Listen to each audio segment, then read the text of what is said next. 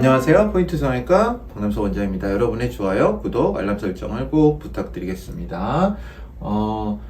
수술 전후 사진을 보면요, 어린 친구인데요. 어릴수록 저는 가급적 외몰, 곧 비절개법을 선택해야 된다고 생각을 합니다.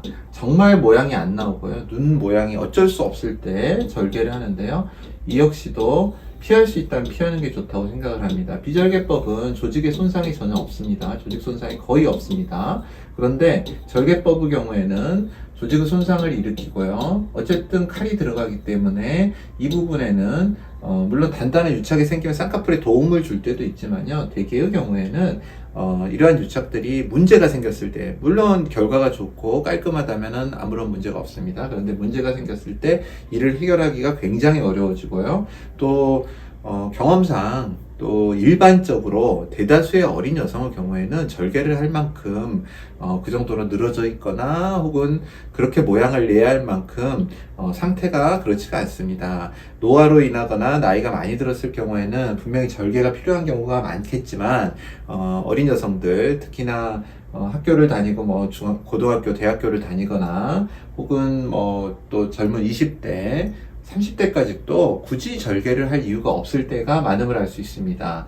절개를 안 하고 수술로도 얼마든지 어느 정도 결과를 낼 수 있습니다. 하지만 반드시 절개를 해야 될 때는 또 절개를 해야 되는 게 맞다고 생각을 합니다.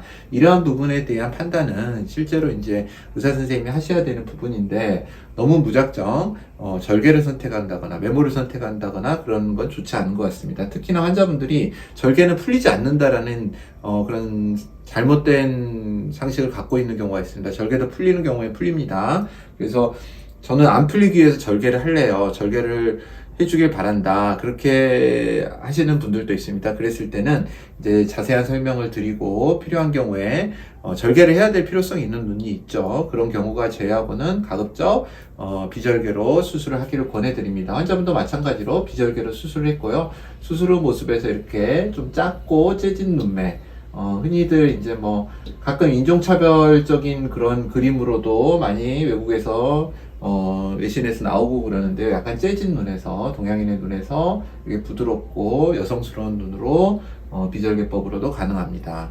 수술법에 대한 선택은 가급적 침습이 적은 거, 그러니까 손상이 적은 걸 침습이 적다고 하거든요. 침습이라 하는 건요, 뭔가를 칼로 째고 들어가서 그곳에서 조작을 하는 걸 침습이라고 합니다. 그래서 가급적 비침습적인 방법을 사용하는 게 좋습니다.